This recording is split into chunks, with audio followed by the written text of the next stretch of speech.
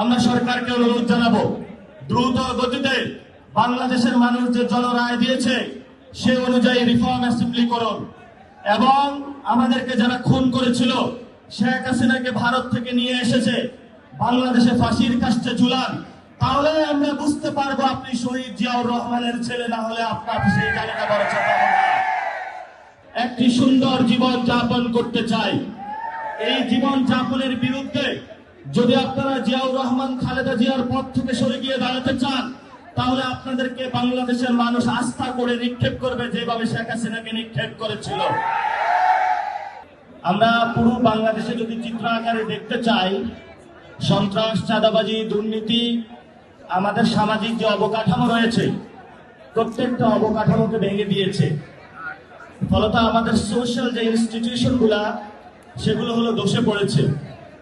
এই social institution গুলো যদি আমরা ঠিক না করতে পারি, আমরা যে স্বপ্নের বাংলাদেশ দেখি, যারা শহীদ হয়েছেন তারা যে স্বপ্নের বাংলাদেশ আমাদেরকে দেখিয়ে গিয়েছেন, যারা আহত হয়েছেন, যারা আপনারা রাজপথে যুদ্ধ করেছিলেন, সেই স্বপ্নের বাংলাদেশ আমরা গঠন করতে পারবো না। এই স্বপ্নের বাংলাদেশ গঠন করার জন্য অন্যতম একটা ইনস্টিটিউশন ফর্ম হলো রিফর্ম অ্যাসেম্বলি, যেটা সংসদে হওয়ার কথা ছিল। আপনারা সবাই গিয়ে ভোট দিয়েছেন, কিন্তু সরকার জনগণকে আমরা যে হায়ের পক্ষে রায় দিয়েছিলাম সেটার পক্ষে দাঁড়াতে চাচ্ছে। তো এটা হলো একটা রোগের সিনড্রোম। কিন্তু মূল যে জায়গাটা সমস্যা সেটা হলো আমরা ভারতীয় আধিপত্যবাদের বিরুদ্ধে দাঁড়িয়েছিলাম।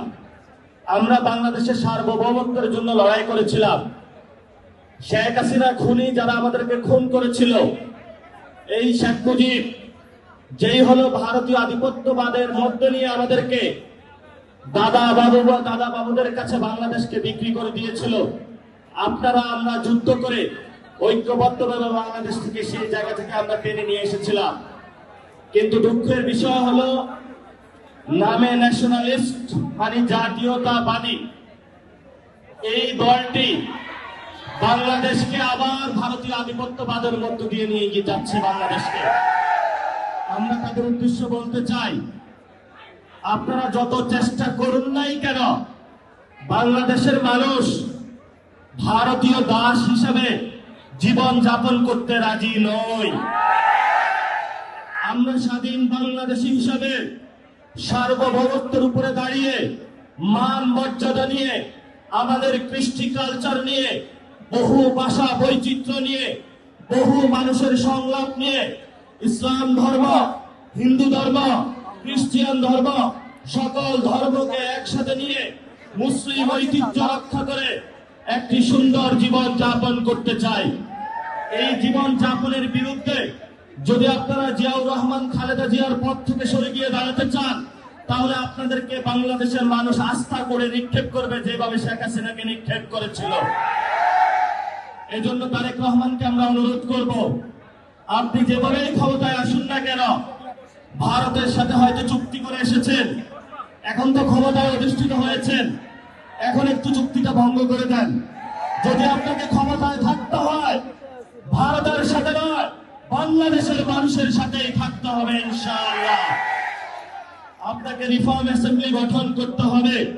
12 তারিখে সংসদ অধিবেশন বসতেছে। আমরা সরকারকে অনুরোধ জানাবো দ্রুত গতিতে বাংলাদেশের মানুষ যে জনরায় দিয়েছে সে অনুযায়ী রিফর্ম অ্যাসেম্বলি করুন এবং আমাদেরকে যারা খুন করেছিল শেখ হাসিনাকে ভারত থেকে নিয়ে এসেছে বাংলাদেশে ফাঁসির কাস্টে ঝুলান। তাহলে আমরা বুঝতে পারবো আপনি শহীদ জিয়াউর রহমানের ছেলে, না হলে আপনার সেই জায়গাটা বড় চাপা হবে না।